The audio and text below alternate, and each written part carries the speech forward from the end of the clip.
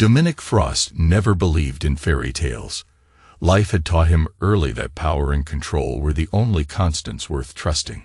As the heir to the Frost construction empire, he had built his reputation on calculated precision and unwavering resolve, qualities that made him feared in boardrooms across Boston.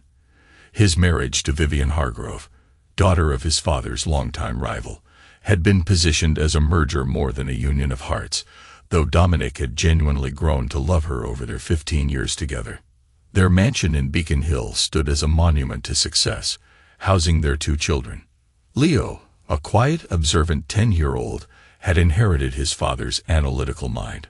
Audrey, their 14-year-old daughter, possessed her mother's beauty, and, unfortunately, her growing sense of entitlement. The first fracture appeared 3 years ago, when Dominic found a text message on Vivian's phone from Ryland Astor, a charismatic real estate developer who had recently moved to Boston from Seattle. Dominic didn't confront her. That wasn't his style. Instead, he began documenting, watching, and waiting. When you spend a lifetime building empires, you learn that timing is everything. "Dad, can we go fishing this weekend?" Leo asked one evening as Dominic reviewed blueprints in his study. Dominic looked up at his son, whose eyes held a wisdom beyond his years. "Not this weekend, Leo. There's something I need to handle." "Is it about Mom and Mr. Dastor?" The question hung in the air like smoke. Dominic's expression didn't change, but internally he reassessed his son. "What do you know about Mr. Dastor?" "I hear things," Leo said, fidgeting with the corner of the blueprint. "And I see things. Mom's different when she's talking to him on the phone."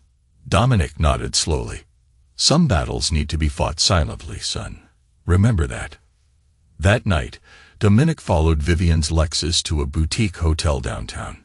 He watched from his Bentley as Ryland greeted her at the entrance, his hand lingering too long on the small of her back. Dominic didn't feel rage. He felt something colder, more precise. He took photographs, made notes in his leather-bound journal, and drove home. For 8 months, he collected evidence: credit card statements, hotel receipts, screenshots of text messages obtained from their cellular provider. Being on the board had its advantages. He learned that Ryland was orchestrating a bid to take over 3 key Frost construction projects, using information Vivian had been feeding him. When the divorce papers were filed, Vivian was stunned. Her legal team, unprepared for the mountain of evidence Dominic presented, advised her to settle. She received a modest payout, enough to maintain appearances, but nowhere near the fortune she'd expected.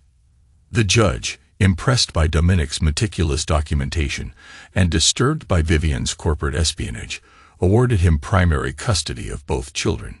"You'll regret this," Vivian had hissed outside the courtroom. "You have no idea what's coming for you." Dominic had simply straightened his tie. "I always know what's coming, Vivian. That's why I win." 6 months after the divorce, Vivian announced her engagement to Ryland Astor. Dominic received the wedding invitation with a handwritten note: "Family should be present for life's milestone moments. The children expect you to be civil." Anyone who truly knew Dominic Frost would have recognized the invitation for what it was: not an olive branch, but a declaration of war.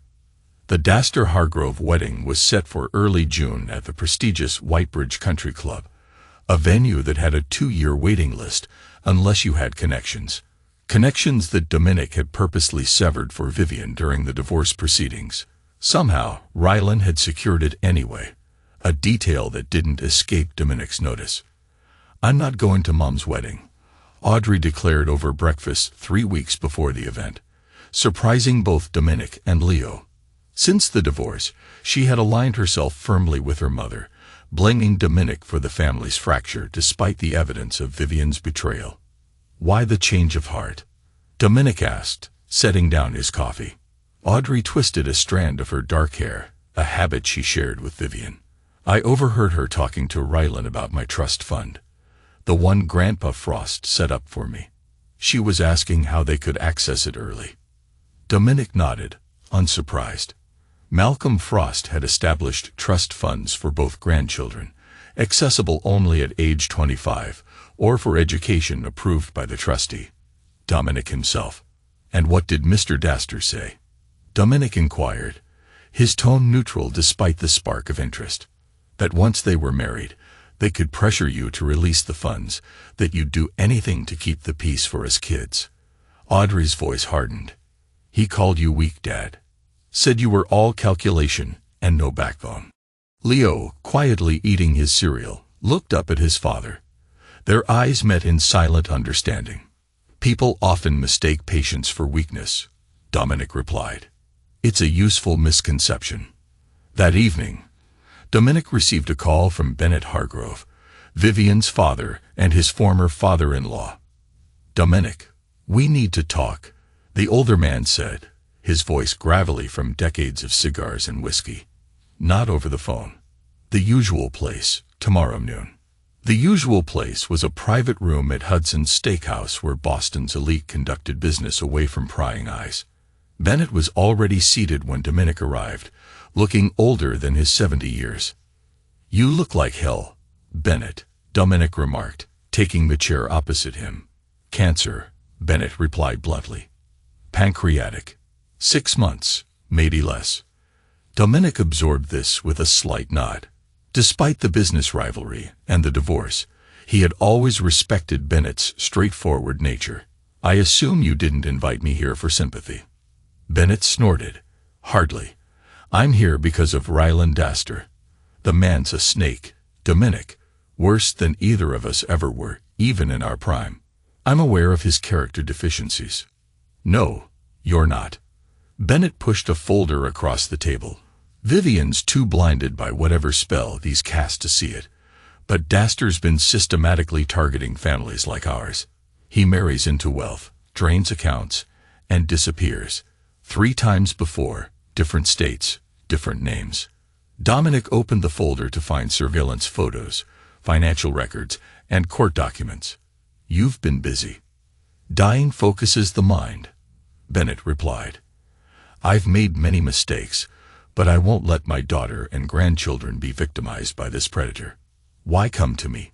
Vivian won't listen to you." "Tried. She accused me of trying to control her life, just like you did." Bennett leaned forward. "The wedding is a trap, Dominic. Not just for Vivian, but for you. Dastor knows you control the family assets. The wedding invitation, it's bait." "What exactly are you proposing?" Dominic asked, though he already had several scenarios mapping in his mind. "You've always been 3 steps ahead of everyone," Bennett said with grudging admiration. "I don't know what you'll do, and I don't want to know. But whatever it is, I want Dastor destroyed. Not just stopped, erased." "And Vivian?" Bennett's eyes clouded. "She's made her choice. But protect my grandchildren, Dominic. They're all that will be left of me soon." As Dominic left the restaurant, he made 2 calls. The first was to his security chief, a former intelligence operative named Wesley Palmer. The second was to accept the wedding invitation. The game was changing, but the outcome never would. Dominic Frost didn't lose. The day of the wedding arrived with picture-perfect weather. Warm sunshine kissed the manicured grounds of Whitebridge Country Club. Dominic adjusted his charcoal Bryony suit in the mirror, watching as Leo struggled with his tie behind him. "Here," Dominic said, turning to help his son. "The Windsor Knot Project's confidence." Leo studied his father's movements carefully. "Why are we really going today, Dad?" Dominic met his son's eyes in the mirror. "Because sometimes you need to be in the room where decisions are made. Like in that musical Audrey likes." Leo asked. "Something like that." Dominic smiled slightly. "Stay close to me today. Watch everything. But say very little." They collected Audrey, stunning in a sapphire dress that highlighted her resemblance to a younger Vivian, and arrived at the venue precisely when the invitation specified. No earlier, no later. Dominic was meticulous about never appearing eager. "Mr. Frost?" Rylan asked, her smooth voice cutting through the ambient chatter as they entered the reception area. "How generous of you to come. Vivian wasn't sure you'd have the stomach for it." Dominic turned to find his soon-to-be ex-wife's fiancé standing there, golden-haired, tanned, and dressed in a white tuxedo that screamed new money. Behind him stood a cluster of Vivian's relatives, watching the exchange with poorly disguised anticipation. "Daster," Dominic replied, his voice neutral. "I never miss an important business opportunity." Ryland's smile faltered slightly. "This is a wedding, not a business transaction. Isn't it both for you?" Dominic's gaze was steady. "Congratulations, by the way. Third time's the charm, I hear." A flash of alarm crossed Ryland's face before his composure returned. "I think you're mistaken. Vivian is my first wife." "Of course, my error." Dominic nodded to his children. "We should find our seats." As they moved away, Ryland called after them. "We've placed you with family, Dominic. Vivian thought it would be appropriate." The ceremony itself was predictably lavish. A string quartet, imported flowers, handwritten vows that made Dominic notice how Vivian couldn't quite meet Ryland's eyes during her promises of eternal fidelity. Throughout, Dominic sat still and attentive, the model of decorum, while mentally cataloging every person in attendance. He paid special attention to the three men seated at different points in the venue whose attentive gazes suggested they weren't merely wedding guests. At the reception, Dominic found himself and his children seated at a table with Vivian's brother, Nolan Hargrove, and several cousins who had never approved of Vivian marrying outside their social circle. "Surprised you showed your face, Frost," Nolan said, already 3 drinks in despite the early hour. "Most men would have too much pride." "Pride is a luxury for those who can afford it," Dominic replied evenly. "Philosophy from the discarded husband," one of the cousins snickered. "How enlightened." Dominic merely sipped his water. He didn't drink alcohol at events where clarity was essential. The reception progressed with speeches, champagne, and increasingly obvious hostility directed toward Dominic. As the dance floor filled, Vivian's entire family seemed to converge on their table. Led by a visibly intoxicated Nolan, they formed a loose circle around Dominic and the children. "How pathetic to watch another man claim your family," Nolan proclaimed loudly enough for nearby tables to hear. "Tell us, Dominic, how does it feel to be so thoroughly replaced?" The room erupted in laughter, Ryland's distinct chuckle audible above the rest. Dominic remained seated, his expression unchanged. "Dad," Leo whispered urgently, tugging at his sleeve. "We need to leave now. Something's wrong." Dominic looked into his son's eyes, alert, anxious, perceptive, and gave an almost imperceptible nod. He stood smoothly, placing a protective hand on Leo's shoulder and motioning for Audrey to follow. "Leaving so soon?" Nolan taunted. "The fireworks are just about to start." "Indeed, they are," Dominic replied quietly, guiding his children toward the exit. They had just reached the lobby when the first scream pierced the air, followed by a crash and more screams. Dominic calmly directed his children to a seating area away from the commotion. "Stay here," he instructed. "Do not move until I return." He walked back to the reception hall entrance, just as Ryland Daster came bursting through the doors, his white tuxedo spattered with red wine and his face contorted with rage. Behind him, uniformed police officers were entering through the terrace doors. "You?" Ryland snarled when he spotted Dominic. "You did this." "Did what, exactly?" Dominic asked. "Don't play innocent, you calculating snake. They're arresting me at my own wedding." Dominic arched an eyebrow. "For which offense? Bigamy, fraud, or identity theft? You have quite the resume, Richard Altman. Or do you prefer Ryan Austin? So many aliases, it's hard to keep track." Ryland lunged forward, but was restrained by 2 officers who had followed him into the lobby. "Ryland Daster, you're under arrest for multiple counts of fraud, identity theft, and violation of probation," one officer announced. "You have the right to remain silent." As Ryland was led away, Vivian appeared in the doorway. Her wedding gown was stained with the same wine that marked Ryland's suit, mascara streaking down her cheeks. "What have you done?" she whispered, her voice breaking. "I didn't do anything," Dominic replied truthfully. "Your father, however, made some calls before he died last week. It seems his final act was ensuring his daughter wouldn't be victimized." "You knew," she accused. "You knew, and you let this happen." "I knew," Dominic acknowledged. "And yes, I could have warned you. But then, you never did value my input, did you?" He turned away from her, returning to his children. Leo was watching him with a mixture of awe and wariness. "How did you know something would happen?" Leo asked as they walked to the car. "I didn't know what would happen," Dominic corrected.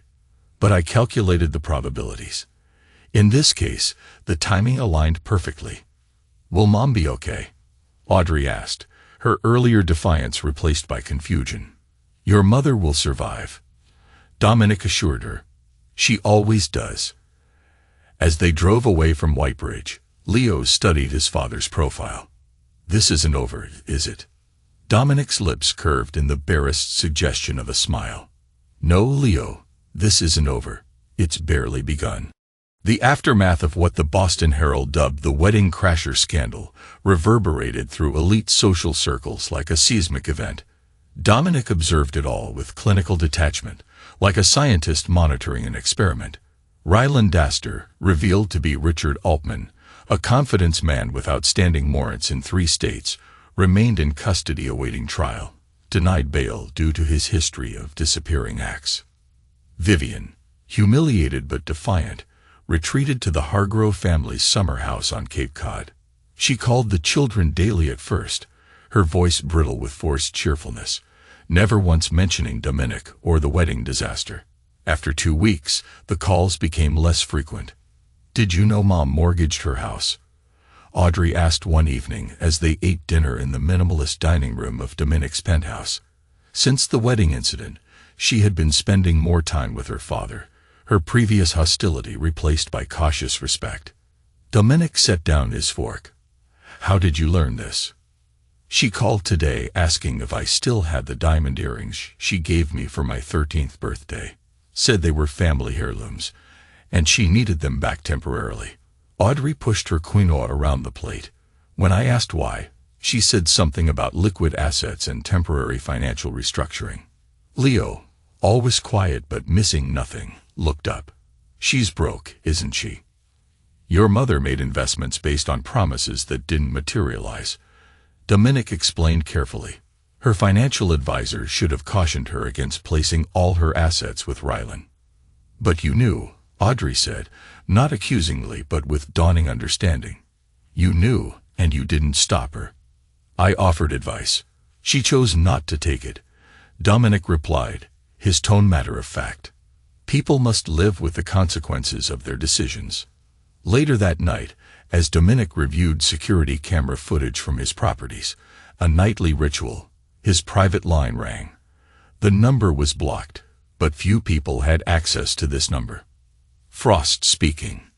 They released him. Vivian's voice was taut with fear. "Ryland's out on bail. Someone paid it. Someone with influence." Dominic leaned back in his chair, processing this unexpected development. "Where are you?" "The Cape House. I'm alone. The staff left yesterday. I couldn't make payroll." "And you're calling me because—" A bitter laugh came through the line. "Because despite everything, you're the only person I know who isn't afraid of him. He's been calling Dominic. Threatening messages. He blames me for everything. Says I must have known about the police." "Did you?" "Of course not. Do you think I'd have gone through with the wedding if I had?" Her voice broke. "I know you dislike me. But please, the kids need their mother alive." Dominic checked his watch. "Stay where you are. Lock the doors. Activate the security system. I'll make some calls." He hung up before she could respond, and immediately dialed Wesley Palmer. "There's been a development.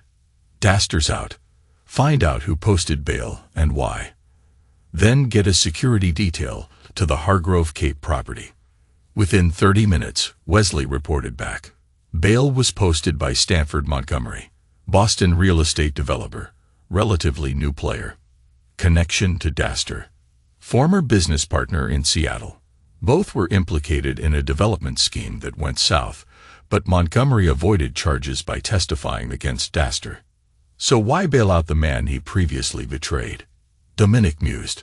That's where it gets interesting, Wesley continued. Montgomery just acquired 3 properties adjacent to your downtown development. The timing is suspicious. Dominic processed this information silently. Someone was making moves against him, using Daster as a pawn. The game was expanding beyond Vivian and her ill-fated marriage. Increase security at all properties and for the children, Dominic instructed. And give me everything on Montgomery. The next morning, Dominic received a call from the security team he'd sent to Cape Cod. Mr. Frost, we arrived at the Hargrove property as instructed, but the house was empty. Signs of hasty departure, but no evidence of struggle or forced entry. Ms. Hargrove appears to have left voluntarily approximately 2 hours before our arrival. Dominic frowned. Check transportation, rental cars, ride services, local taxes. An hour later, the security team confirmed that Vivian had taken a taxi to a private airfield where a chartered jet had been waiting. The flight plan indicated a destination in the Caribbean, St. Lucia. That evening, as Dominic explained to the children that their mother had decided to take some time away, his secure tablet pinged with an alert. Someone had attempted to access Leo's trust fund using Vivian's outdated authorization codes. Dad, is Mom in trouble? Leo asked, his perceptive eyes searching his father's face. Your mother is making choices, Dominic replied carefully. Some of them are unwise. Are you going to help her? Audrey's question carried an undercurrent of accusation. Dominic considered his daughter thoughtfully. I'm going to do what's necessary to protect this family. Sometimes that means allowing people to face the consequences of their actions. Later that night, after the children were asleep, Dominic received a video call from an unknown number. When he accepted it, Ryland Daster's face filled the screen, his golden looks now hardened by the harsh lighting wherever he was calling from. Evening, Frost, Ryland said with a tight smile. Surprised? Not particularly, Dominic replied. Though I am curious about your new benefactor. A flicker of surprise crossed Ryland's face before he regained his composure. Always 3 steps ahead, aren't you? That's why I wanted to chat. We have a mutual interest now. I doubt that very much. Vivian, Ryland said simply. She took something that belongs to me before she disappeared. Something valuable. Montgomery wants it too. It's why he posted my bail. And this concerns me how. Dominic's voice was cool. Ryland leaned closer to the camera. Because when Montgomery doesn't get what he wants from me, he'll come after you and those kids. The man doesn't distinguish between targets once he's committed. You seem concerned for our welfare, Dominic observed dryly. I'm concerned for myself, Ryland admitted. But I'm offering a truce. Help me find Vivian and what she took, and I'll give you Montgomery. All his operations, his connections, his plans for your properties. A compelling offer from a proven liar. Ryland's facade cracked slightly, revealing genuine fear. You don't understand what you're dealing with. Frost. Montgomery isn't like us. He doesn't play by any rules. The only reason I'm not dead is because he thinks I can lead him to Vivian. And can you with your resources? Absolutely. Dominic studied the man who had tried to steal his wife, his children's inheritance, and his business connections. I'll consider your proposal. Don't take too long, Ryland warned. Montgomery's patience isn't infinite. After ending the call, Dominic sat motionless in his darkened office, recalibrating his assessment of the situation. What had begun as a simple case of infidelity and divorce had evolved into something more complex, with new players and higher stakes. He opened his laptop and typed a series of commands, accessing a tracking system he had installed years ago, a precaution Vivian never knew about. Her location appeared as a blinking dot, not in St. Lucia as the flight plan had indicated, but in Montreal, Canada. Always 3 steps ahead, Dominic murmured to himself, reaching for his phone. Montreal in early summer was vibrant with festivals and outdoor cafes, but Dominic had no interest in the city's charms as his private jet touched down. Wesley Palmer waited on the tarmac with a black Suburban, his expression grim. "She's still at the hotel," Wesley reported as they drove toward downtown. "Checked in under Victoria Harrison 3 days ago, hasn't left the building since, and her visitor arrived yesterday evening. Stanford Montgomery himself, not a proxy. They've ordered room service twice. No outgoing calls." Dominic absorbed this information silently. The fact that Montgomery had come personally suggested the stakes were even higher than Ryland had indicated. "The children are secure?" he asked. Wesley nodded. "Safe house in Vermont, as instructed. Ms. Thorne is with them." Meredith Thorne was the children's longtime nanny, one of the few people Dominic trusted implicitly. Their vehicle pulled up to a discreet entrance of the hotel street jock, where the manager was waiting to escort them through a service corridor. Years of cultivating relationships in the hospitality industry ensured Dominic's privacy in situations like this. There in the Belmont suite, the manager whispered as they entered a service elevator. "Mr. Montgomery ordered champagne 30 minutes ago." The waiter reported they were celebrating something. The manager let them into a vacant room adjacent to the Belmont suite. Once alone, Wesley unpacked surveillance equipment and quickly set it up, providing audio and thermal imaging of the neighboring suite. "Told you he would pay," Montgomery's voice came through clearly. "Frost is many things, but he wouldn't risk his precious reputation or his children's safety. You don't know him like I do." Vivian's voice replied, slurred slightly from alcohol. "Dominic doesn't negotiate. He dictates terms. Everyone negotiates when the stakes are high enough. 20 million is nothing to him, but everything to us right now." Dominic's expression remained impassive as he listened to his ex-wife and her new associate discussing their extortion plan. "And if he refuses?" Vivian asked.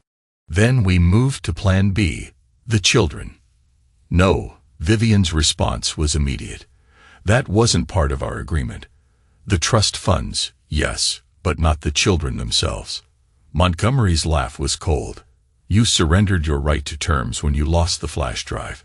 Now we improvise." Dominic had heard enough. He nodded to Wesley, who disassembled the equipment with practiced efficiency. "Options?" Wesley asked as they exited the building through the same service entrance. "Return to Boston immediately," Dominic instructed. "Alert our contact at the Financial Crimes Division. I want all my resources focused on Stanford Montgomery by morning." Back on the jet, Dominic placed a call to Ryland Astor. "Did you find her?" Ryland asked without preamble. "She found Montgomery," Dominic replied. "Or he found her. They're planning to use my children as leverage." The line went silent for a moment.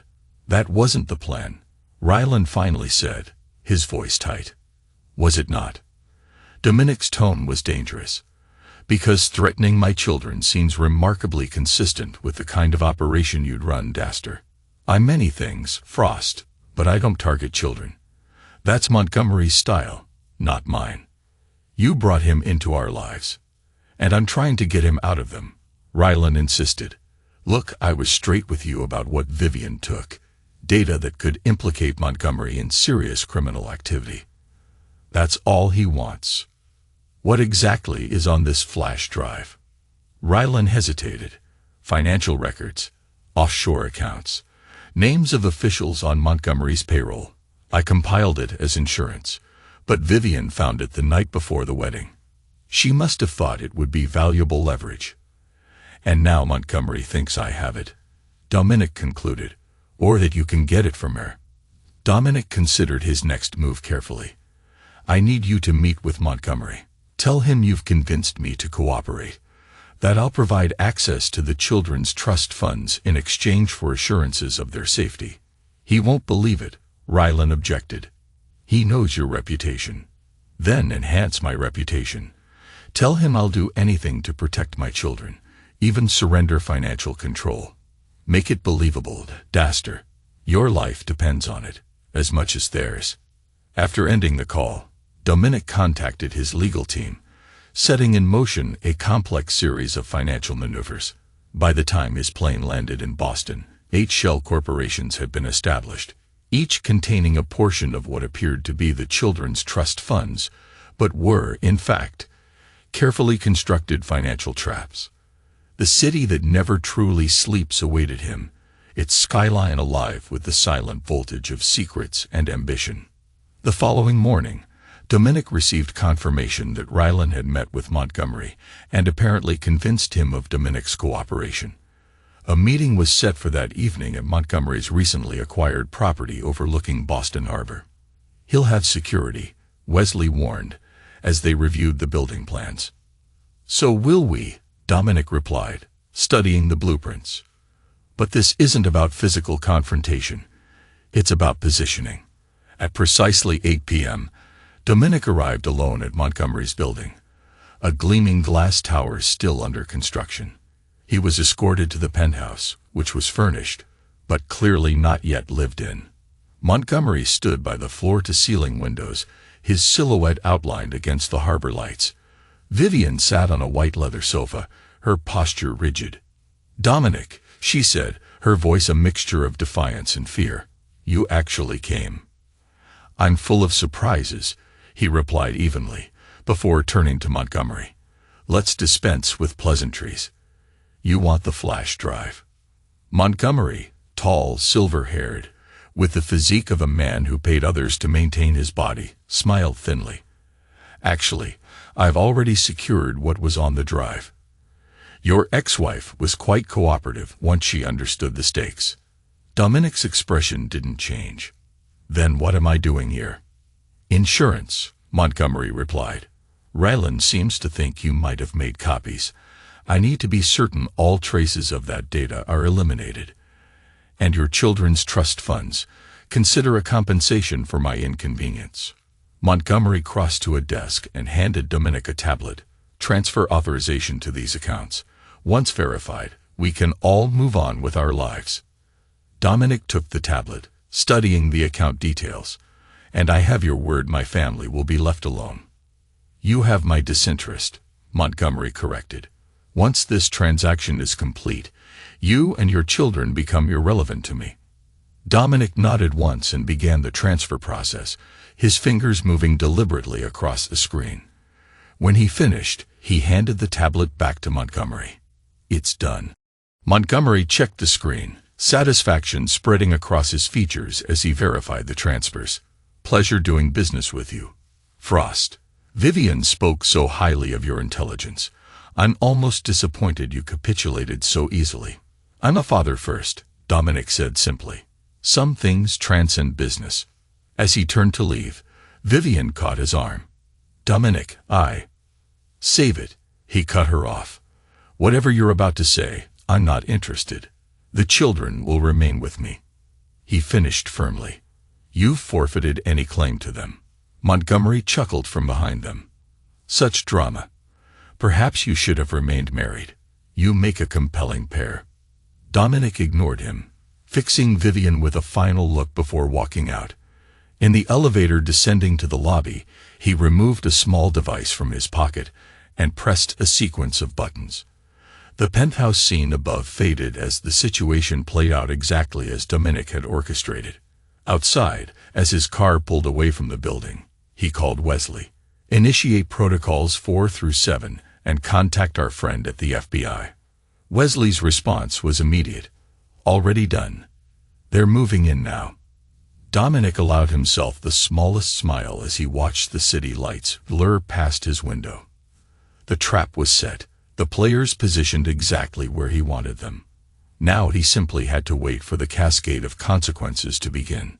3 days after his meeting with Montgomery, Dominic sat in his home office, monitoring a private news aggregator on his tablet. The headlines rolled in exactly as anticipated. Tech mogul Stanford Montgomery arrested in massive fraud investigation. Federal agents raid properties linked to Montgomery Ventures. Offshore accounts frozen as international financial crimes probe widens.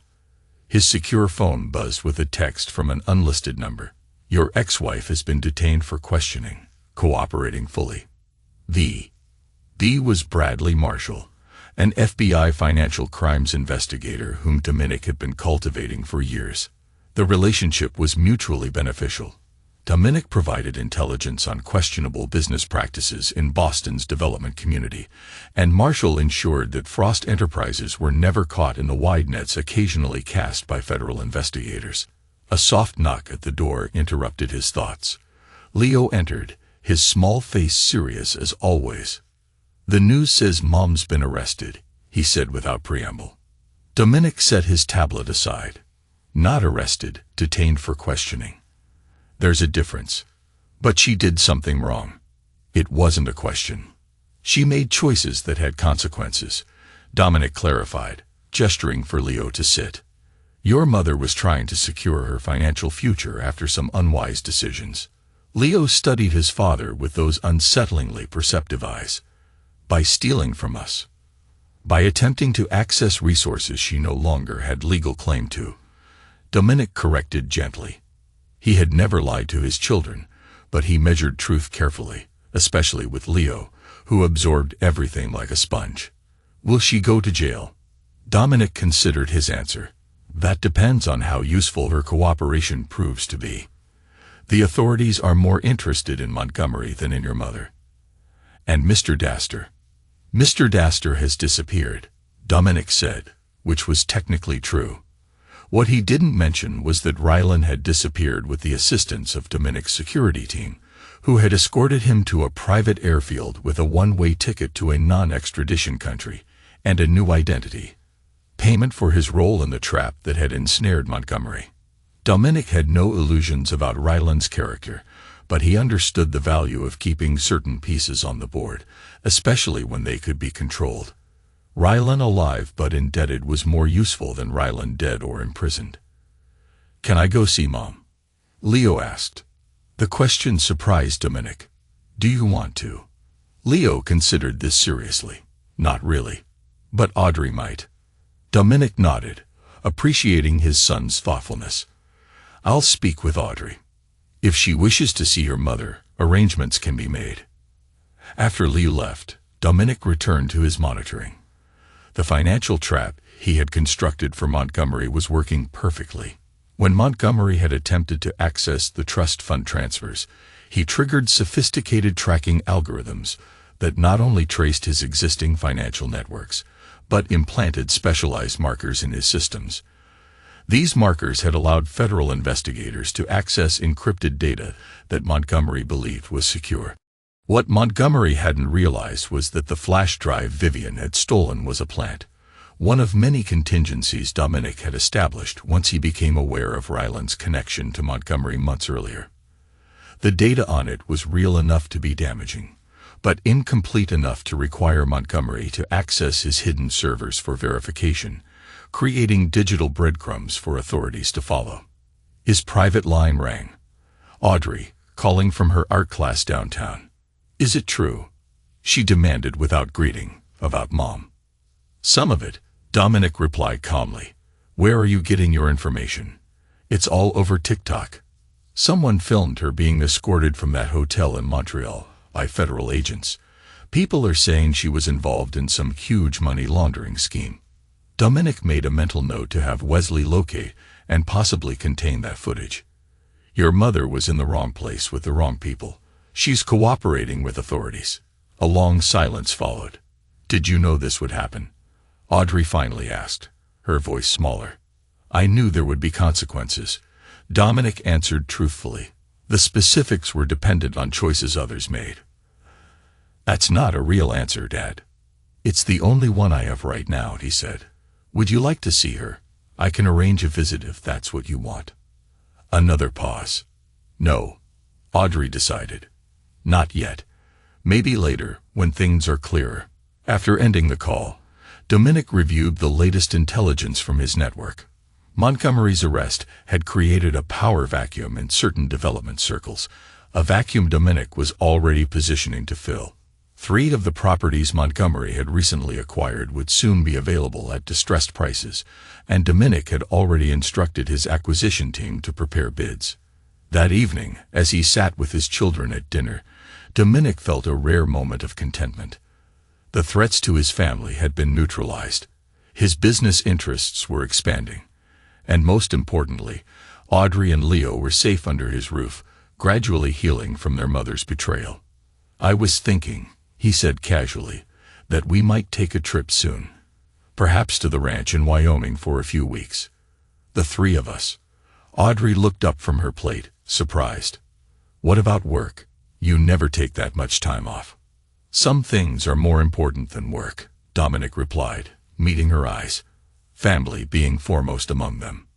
Leo, quiet as always, simply nodded with understanding beyond his years.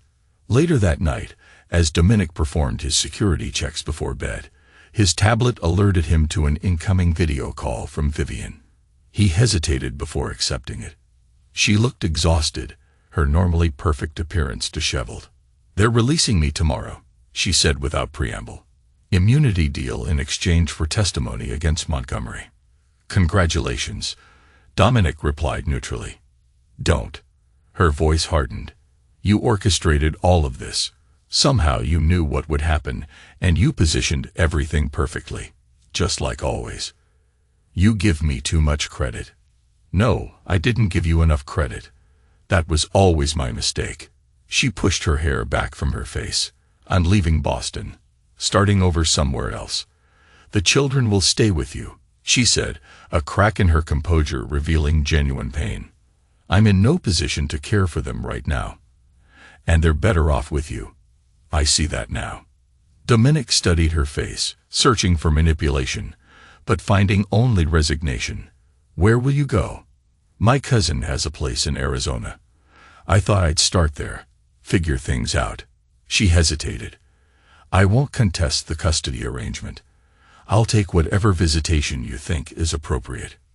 "I'll have my attorney draw up the paperwork," Dominic said, businesslike. "The children's well-being will be the primary consideration." Vivian nodded, tears welling in her eyes. Tell them I love them, even if I've been terrible at showing it." After the call ended, Dominic sat motionless in the darkness of his study. Phase 1 of his plan had concluded more successfully than anticipated. Vivian neutralized without jail time that would further traumatize the children. Montgomery removed as a threat. Ryland dispatched to a remote corner of the world where he could do no further harm. But Dominic Frost had never been one to celebrate preliminary victories. The true endgame was still to come, the complete reconciliation of his power, and the final lesson for those who had dared to threaten what was his. He opened his laptop and began typing instructions for the next phase. The Wyoming ranch sprawled across 5,000 acres of pristine wilderness, bordered by mountains on one side and a crystal-clear lake on the other.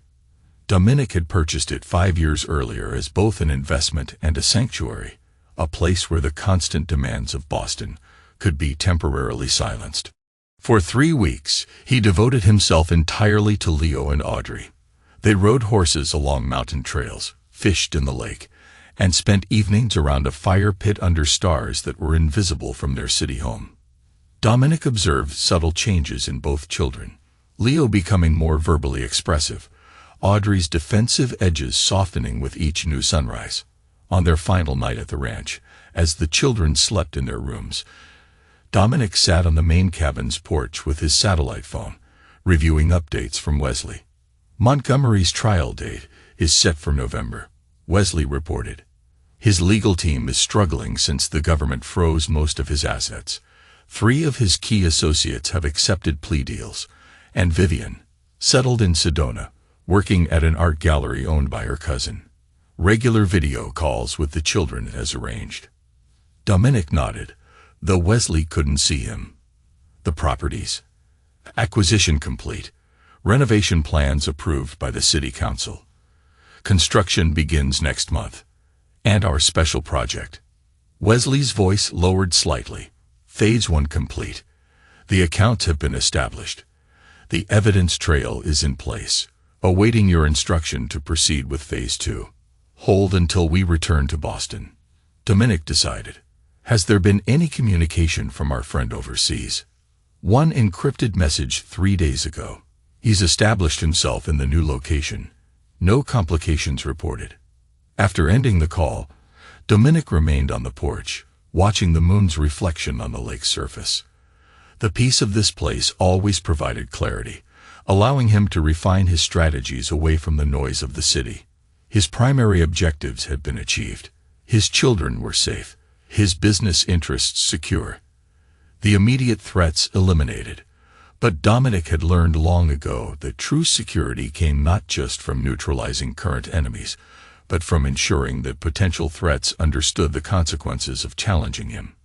Montgomery would face justice through legal channels, his empire dismantled piece by piece. Vivian had been allowed to retreat with minimal damage, a concession made for the children's sake rather than hers. But the final piece of Dominic's strategy involved Ryland Daster, the man who had attempted to insert himself into Dominic's family, to manipulate his children's mother, to access wealth he hadn't earned. For that, a more personal reckoning was required. The next morning, as they prepared to return to Boston, Audrey approached Dominic as he packed his laptop. "Dad, I've been thinking," she began, uncharacteristically hesitant, "about Mom." Dominic gave her his full attention. "What about her?" "I want to see her, not right away, but soon, maybe during winter break." "If that's what you want, arrangements can be made," Dominic replied carefully. "You wouldn't be angry?" Dominic considered his daughter thoughtfully. "Audrey, your relationship with your mother is separate from my history with her. I would never stand between you and whatever connection you wish to maintain with her." "But you don't forgive her," Audrey observed. "Forgiveness isn't part of my nature," Dominic acknowledged. "But that's my limitation, not yours." Audrey studied him with an expression that reminded him painfully of her mother in younger days, before ambition and discontent had hardened her features, when hope was still easily found. "Do you forgive anyone, Dad?" "I move forward," he answered honestly. "Forgiveness implies a willingness to restore trust. I prefer to learn from experiences and adjust accordingly."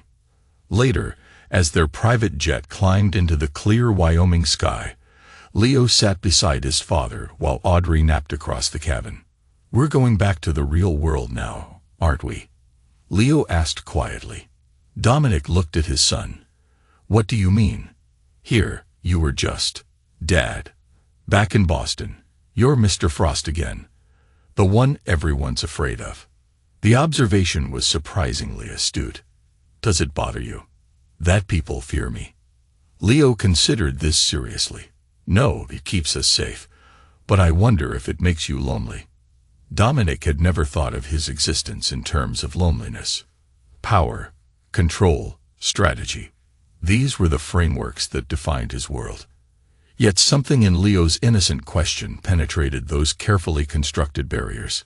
"I have you and Audrey," he said finally. "That's all the connection I need." Leo nodded, seemingly satisfied, and returned to the book he'd been reading. Dominic turned to the window, watching clouds pass beneath them, his mind already transitioning back to the calculating precision that awaited in Boston. Upon their return, Dominic immersed himself in work, finalizing the acquisition of Montgomery's former properties and restructuring several subsidiary companies. 2 weeks after their return, he received an alert that a familiar digital signature had been detected attempting to access one of his dummy servers. Ryland Daster, testing the waters from his new location. Dominic immediately contacted Wesley. Initiate Phase 2. The machinery Dominic had set in motion began to turn with ruthless efficiency. Offshore accounts established in Ryland's new name received substantial transfers from untraceable sources. Tax authorities in his new home country were anonymously notified of suspicious financial activity. Digital breadcrumbs suggesting connections to international criminal organizations were carefully planted in systems Ryland accessed regularly. Simultaneously, in Boston, a series of sealed legal filings were submitted to federal prosecutors, linking Ryland Daster to financial crimes that predated his involvement with Vivian or Montgomery. These filings included documentation that appeared to have come from Ryland himself, supposedly in exchange for immunity. Documentation that implicated several powerful figures in Boston's business community, all of whom had opposed Dominic's ventures at one time or another. By the end of September, the trap was complete. Ryland Dastor, now living under the name Michael Pearson in a coastal town in Belize, found himself targeted by local authorities, international financial investigators, and, most dangerously, by individuals connected to the criminal organizations he had unknowingly been linked to. The lesson was clear. Those who tried to exploit Dominic Frost's world would never escape its consequences. When Ryland's desperate message finally came through on the secure channel Dominic had provided, it was exactly what he had anticipated. They're closing in from all sides. Need extraction immediately. Will provide anything required in exchange for safe passage. Dominic's response was simple. Call this number. One-time use. When Ryland called the provided number, Dominic answered personally. I should have known, Ryland said, his voice tight with fear and anger. This was your endgame all along. Did you expect something else? Dominic asked calmly. After you attempted to dismantle my family, I helped you with Montgomery. That counted for nothing. It counted for the comfortable months you've enjoyed in Belize, Dominic replied. Now the bill comes due. They'll kill me, Frost. The people you've connected me to. They don't ask questions first. That sounds like a personal problem. Ryland's desperation was palpable through the connection. What do you want? There must be something I can offer. There is one thing, Dominic acknowledged, a complete confession. All your operations, all your victims before Vivian. Names, dates, amounts, everything authenticated and notarized. And then you'll help me disappear for real this time. Then we'll discuss next steps. 24 hours later, Wesley delivered a comprehensive digital dossier containing Ryland's complete confession, recorded, transcribed, and authenticated by a lawyer in Belize who was on Dominic's payroll. The document detailed dozens of schemes spanning more than a decade, wealthy women targeted, manipulated, and financially drained across multiple states. Dominic reviewed the material carefully before making 2 calls. The first was to his contact at the FBI, to whom he provided a redacted version of Ryland's confession. The second was to Ryland himself.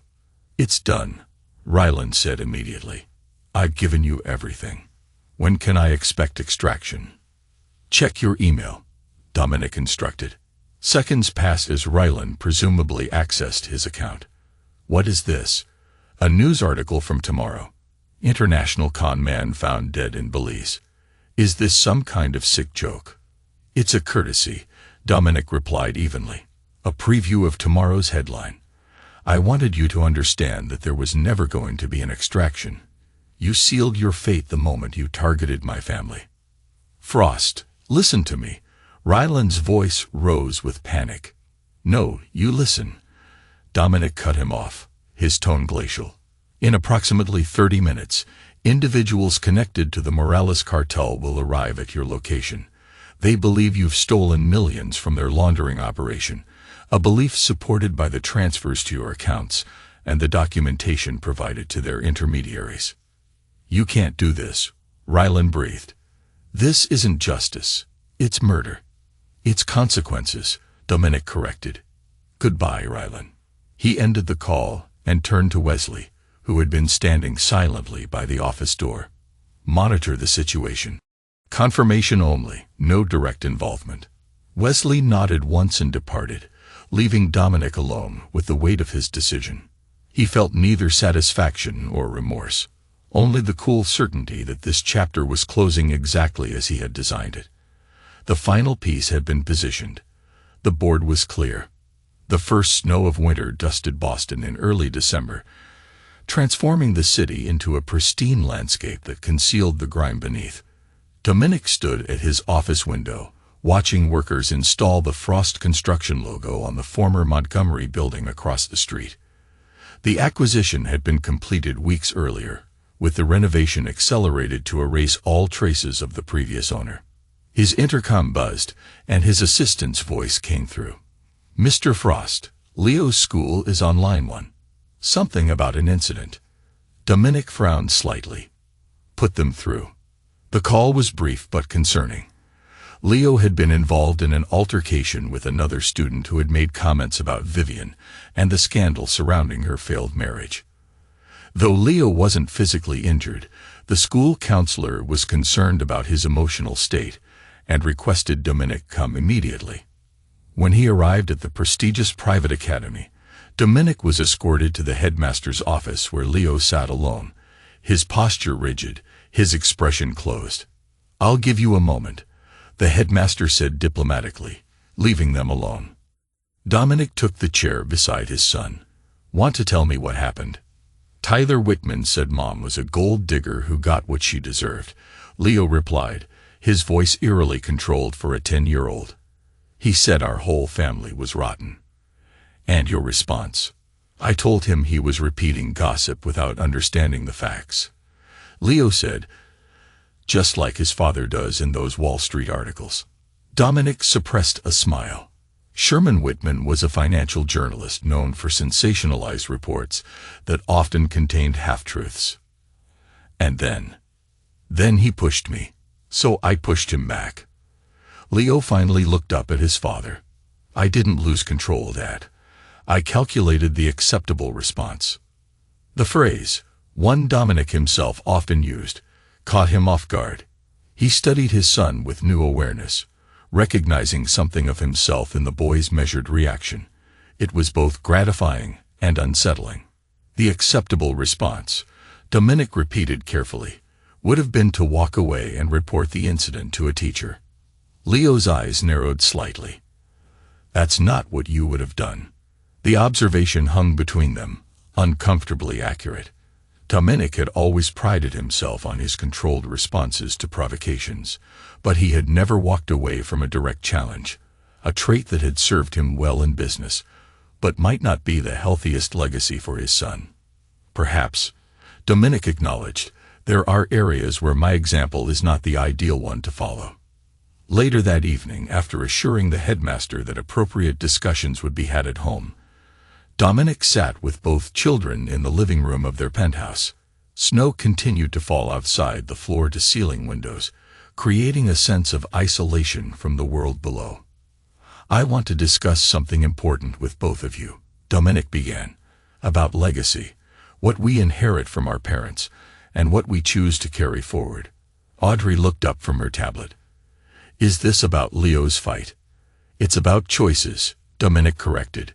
"My father, your grandfather, built his company through intimidation and ruthlessness. I inherited both his methods and the consequences of his approach, respect mixed with fear, success shadowed by isolation." Both children watched him with unusual attention. Dominic rarely spoke of his father or his own upbringing. "I've continued many of those patterns," he admitted. "They've been effective in building and protecting what we have. But effectiveness isn't the only measure of value." "You're saying Leo shouldn't have pushed that kid back," Audrey interpreted. "I'm saying there are aspects of my approach to conflict that you might be better off not emulating," Dominic clarified. "Calculated responses have their place in business negotiations. In personal relationships, they can create distance." Leo's perceptive gaze never wavered. "Like with Mom." The question was direct, forcing Dominic to consider his response carefully. "Your mother and I made choices that created irreparable fractures in our relationship, but those choices don't have to determine your relationships with either of us." "You don't want us to be like you," Audrey said, not accusingly but with dawning understanding. "I want you to take the strengths, the strategic thinking, the perseverance, the loyalty to family, without inheriting the limitations," Dominic explained. "The inability to forgive, the tendency to view relationships as transactions, the isolation that comes from always maintaining control." It was perhaps the most vulnerable he had ever been with his children, acknowledging dimensions of himself he rarely examined. The conversation continued into the evening, evolving into a discussion about their upcoming visit to Vivian in Arizona during winter break. To Dominic's surprise, he found himself genuinely supportive of this connection, recognizing that his children needed a relationship with their mother that wasn't filtered through his own grievances. 2 days later, Dominic received notification that the final phase of his strategy regarding Ryland Astor had been completed. International authorities had officially confirmed Ryland's death in Belize, ruling it a homicide connected to organized crime. The case was considered closed, with no connection to Dominic or his operations. Simultaneously, the federal investigation into Stanford Montgomery had expanded to include several prominent Boston business figures implicated in Ryland's confession. Dominic understood that the cycle of ambition, betrayal, and consequence in his world would never truly end. But for this moment, his family was whole and safe, and he allowed himself a brief, quiet satisfaction. The resulting power vacuum was rapidly being filled by Frost Enterprises, consolidating Dominic's position as the preeminent force in Boston's development community. That evening, as he reviewed the final reports, Dominic was interrupted by a call from a number he recognized, the secure phone he had provided to Vivian. "Dominic," she said when he answered, her voice stronger than the last time they'd spoken. "I wanted to thank you personally for arranging the children's visit. It means more than I can express." "They're looking forward to it," he replied neutrally. "I've been in therapy," she continued, "trying to understand the choices I made, the damage I caused. I don't expect forgiveness. I know that's not who you are. But I want you to know I'm working to be someone our children can respect again." Dominic was silent for a moment, processing this unexpected vulnerability. "That's commendable. There's something else," Vivian said, her tone shifting slightly. "I received a strange package yesterday, a file containing information about Ryland's death and its connection to certain financial transactions that have your signature all over them, even if they can't be traced directly to you." Dominic's grip on the phone tightened imperceptibly. "What do you intend to do with this information?" "Nothing," she replied simply. "It's already been destroyed. Whatever Ryland was, whatever he did, I don't need those details haunting me. And the children don't need their father implicated in something so final." "Why tell me at all?" Dominic asked, genuinely curious. "Because I wanted you to know that while I can't change what happened between us, I won't contribute to any further damage to this family. The children need at least one of us to prioritize healing over retribution." After the call ended, Dominic remained at his desk, turning this new development over in his mind. The file Vivian mentioned could only have come from one source: Ryland himself, a final contingency plan activated upon his death. It was a move Dominic should have anticipated, but had not. More surprising was Vivian's response. The woman who had once aligned with Montgomery against him, who had attempted to access their children's trust funds, had chosen to protect him instead. It was a variable he hadn't accounted for in his calculations. For the first time in recent memory, Dominic found himself facing a feeling that resembled regret, not for the fate he had engineered for Ryland Astor, but for the absolute certainty with which he had judged Vivian incapable of change. As snow continued to fall outside his window, Dominic Frost confronted the possibility that his most fundamental limitation might not be his ruthlessness, but his unwillingness to recalibrate his assessment of people once they had disappointed him. It was a realization that changed nothing about his past actions, but perhaps cast a slightly different light on potential future ones. The balance of power, both personal and professional, had shifted yet again, offering Dominic a rare, quiet moment of equilibrium. Spring arrived in Boston with characteristic unpredictability. Warm sunshine interspersed with lingering cold snaps kept the city in a state of transitional limbo. Dominic found the weather oddly appropriate for his own state of mind, a period of recalibration and strategic adjustment. The quarterly board meeting of Frost Construction had concluded with unanimous approval of his expansion plans. The Montgomery properties had been fully integrated into the Frost portfolio, their values already appreciating under new management.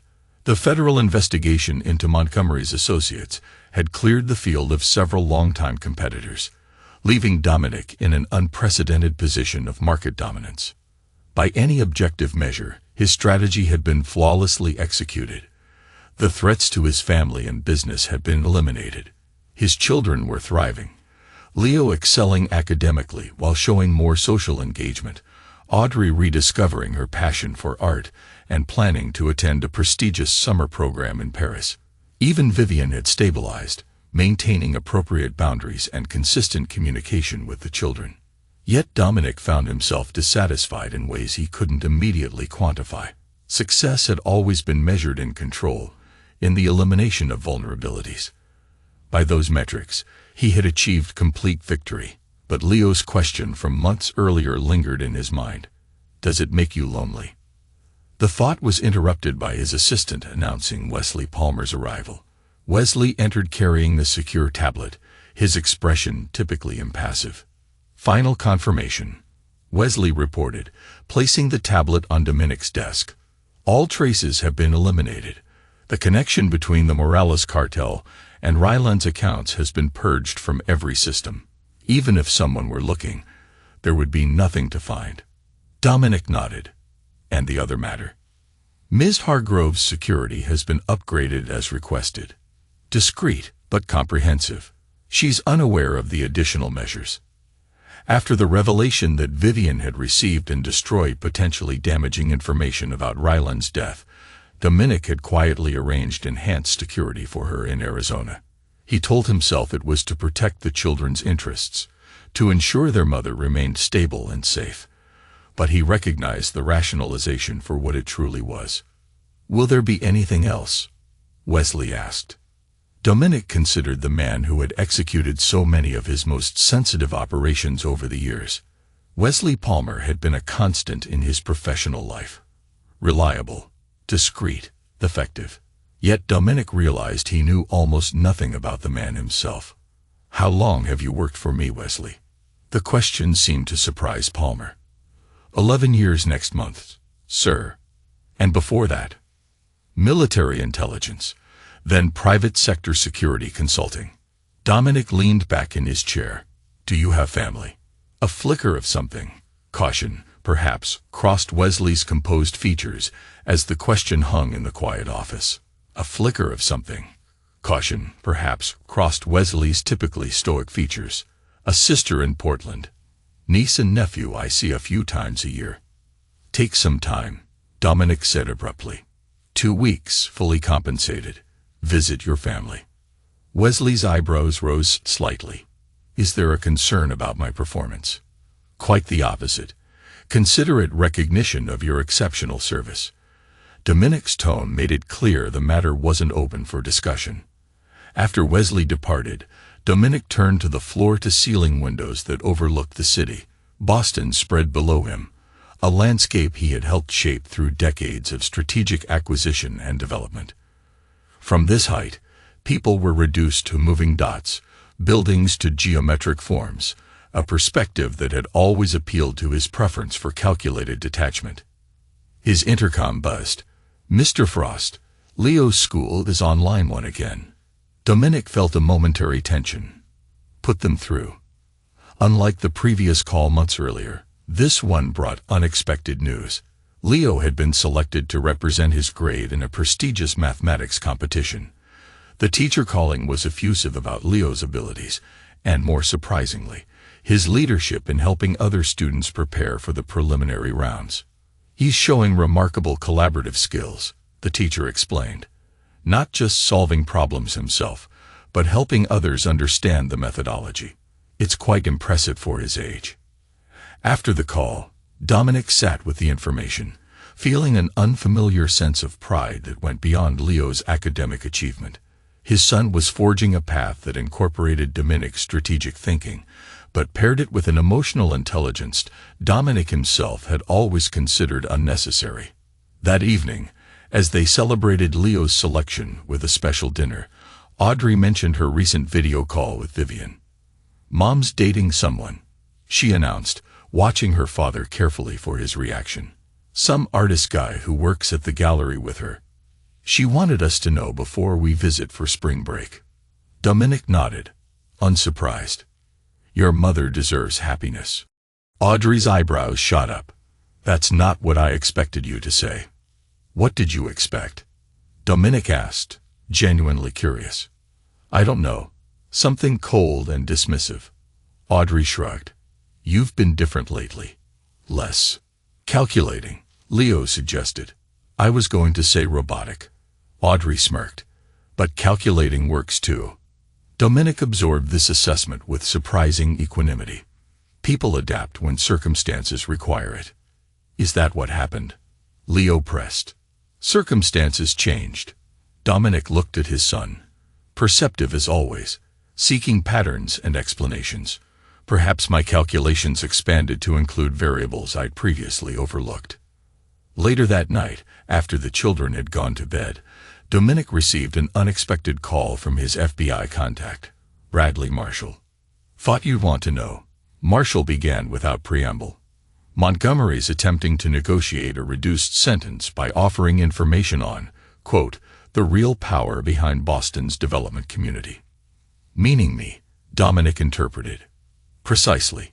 He's claiming you orchestrated his downfall, that the evidence against him was manufactured. And your response? That's why I'm calling, Marshall said. Officially, we've declined his offer due to lack of corroborating evidence. Unofficially, his claims align with certain patterns my colleagues and I have observed over the years. Dominic absorbed this silently. Don't misunderstand, Marshall continued. No one's opening an investigation. Montgomery destroyed himself with well-documented criminal behavior. But I thought you should know, perceptions are shifting in certain quarters. I appreciate the information, Dominic replied neutrally. One more thing, Marshall added. Montgomery had a visitor yesterday, his former attorney, Claire Donahue. She's been seen meeting with representatives from several development firms that have historically competed with Frost Construction. After ending the call, Dominic considered this new information with his usual methodical assessment. Claire Donahue was formidable, brilliant, connected, and one of the few people who might possess enough pieces to reconstruct the strategies Dominic had employed against Montgomery and, by extension, Ryland Astor. In the past, his response would have been immediate and decisive. Construct a counter-strategy. Identify Donahue's vulnerabilities. Neutralize the threat before it materialized. The machinery was still in place. Wesley and his team could begin the process with a single call. Instead, Dominic found himself reconsidering the pattern that had defined his professional life. The elimination of threats, the consolidation of power, the ruthless efficiency with which he removed obstacles, all had served him well. But at what cost? Leo's question about loneliness, Audrey's observation about his robotic nature, and even Vivian's choice to destroy damaging information rather than use it against him, all suggested possibilities he had previously dismissed. The next morning, Dominic summoned his legal team to review all connections between Frost Construction and the properties formerly owned by Montgomery.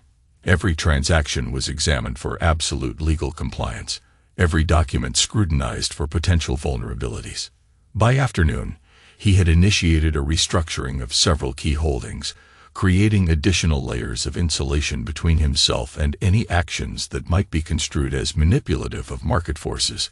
It wasn't retreat. Dominic Frost didn't retreat.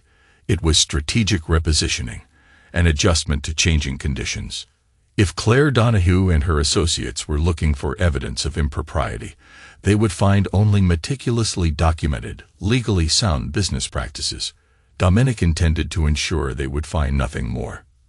That weekend, as he watched Leo and Audrey prepare for their spring break visit to Vivian, Dominic made a decision that surprised even himself.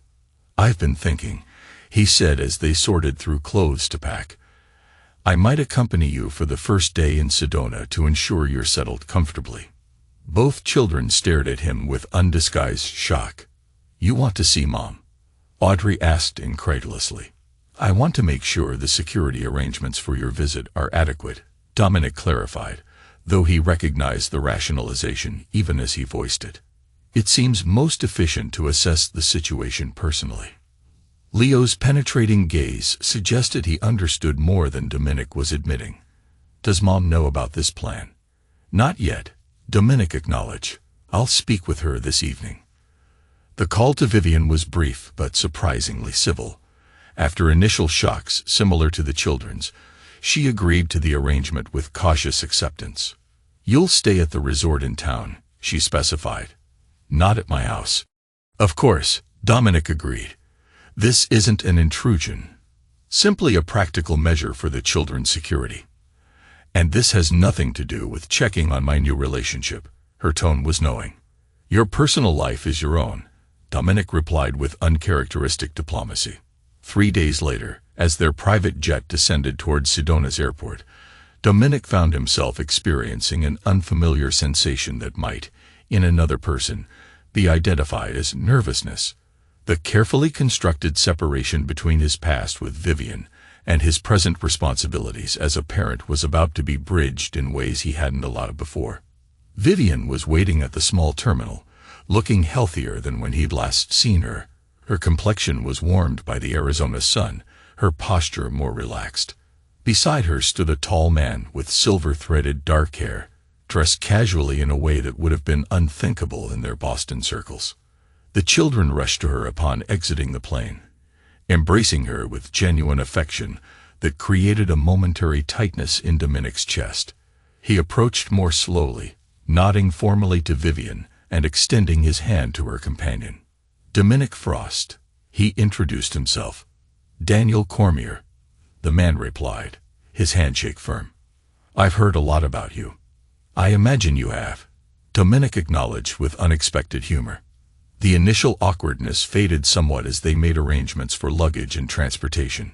As agreed, Dominic would stay at the resort while the children spent the week at Vivian's home. The security measures he had arranged were discreet, but comprehensive, a detail Vivian seemed to tacitly understand and accept without discussion. That evening, after getting the children settled, Dominic found himself sitting across from Vivian on the patio of a local restaurant recommended by Daniel, who had tactfully made himself scarce for this particular meeting. The air was cool and clear, and for the first time in a long while, Dominic allowed himself to simply listen as Vivian spoke about her new life, her art, and her hopes for their children. "He seems decent," Dominic observed, surprising himself with the genuine assessment. "He is," Vivian agreed, "uncomplicated in ways that, well, in ways that neither of us ever were." They sat in silence for a moment, the red rock formations of Sedona glowing in the setting sun around them. "Why are you really here, Dominic?" Vivian finally asked. "The security explanation is plausible, but we both know you could have handled that remotely." Dominic considered the question with the same precision he applied to business problems. "Adaptation," he finally said. "The circumstances of our family have changed. My response is adjusting accordingly." "Always the strategist," Vivian murmured, though without the bitterness that would have colored such a comment in the past. "The children said you've been different lately, less absolute in your judgments." "I've been reevaluating certain assumptions," he allowed. "Like your assumption that I was irredeemable." Her directness had always been one of her strengths, even when it was uncomfortable. "Perhaps," Dominic acknowledged, "evidence suggests I miscalculated certain variables." Vivian laughed softly. That might be the closest thing to an apology anyone has ever received from Dominic Frost. "It's not an apology," he clarified. "It's a reassessment." "Of course it is." Her smile held knowing affection rather than mockery. "You know what your problem always was, Dominic. You built systems so perfect that they left no room for human imperfection. Not in others, and especially not in yourself." The observation was uncomfortably perceptive, hitting closer to recent realizations than he would have expected from her.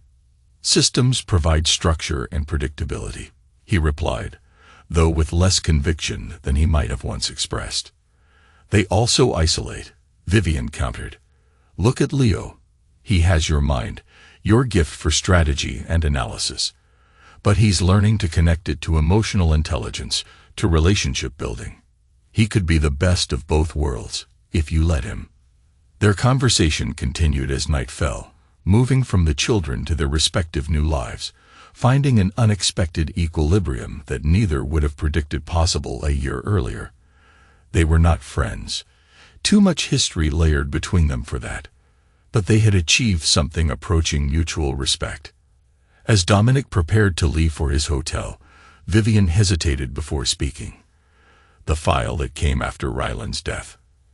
I meant what I said about destroying it, but I want you to know I understood what I was looking at, what it represented." Dominic's expression remained carefully neutral.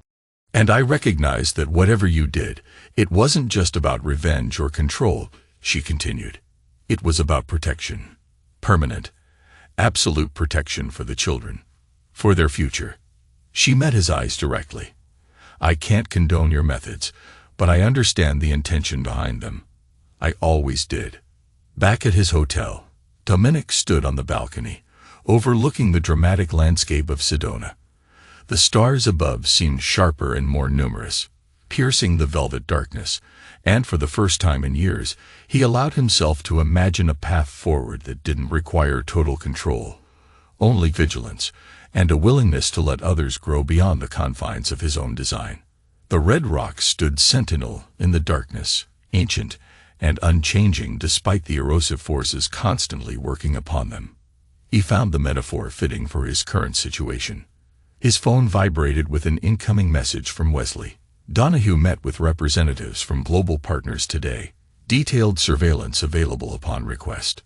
Dominic considered the message, weighing potential responses. Claire Donahue and her associates represented a potential threat to the empire he had built, not an immediate one, but one that could develop if left unaddressed. The old Dominic Frost would have immediately authorized countermeasures, employing the full range of resources at his disposal to neutralize this emerging challenge. Instead, he typed a different response. "Maintain observation only. No intervention without direct authorization." Setting the phone aside, Dominic reflected on the changes of the past months. His core remained unchanged. He was still the calculated strategist who had built Frost Construction into a powerhouse, who had systematically dismantled threats to his family and interests. He would never be a man who forgave easily, or who welcomed vulnerability as a strength. But perhaps, as Vivian had suggested, there was room in his carefully constructed systems for adjustment, for the incorporation of variables he had previously discounted. Perhaps ruthlessness and connection were not mutually exclusive, but rather complementary forces that, properly balanced, created a more sustainable form of power. As he prepared for bed, Dominic received a text from Leo. "Thanks for coming with us, Dad. See you for breakfast tomorrow." The simple message carried more significance than its few words suggested. An acknowledgement of change, an invitation to continue the evolution that had begun in the aftermath of that wedding reception months earlier. Dominic typed his response. 8 a.m. Don't be late. Some things, after all, remain constant. Precision, expectations, standards that would not be compromised. But within that framework, perhaps there was room for something new. Not a complete transformation, but an expansion of possibilities. Dominic Frost would never be a man who forgave his betrayers, or who surrendered his capacity for ruthlessness when circumstances demanded it. But he could, perhaps, be a man who recognized that different strategies were required for different objectives, and that the protection of his legacy might require more than the elimination of threats. It might require the capacity to evolve. And so, in the quiet of a Sedona night, beneath the watchful gaze of ancient stones and new beginnings, Dominic Frost allowed himself the greatest risk of all, a moment of hope.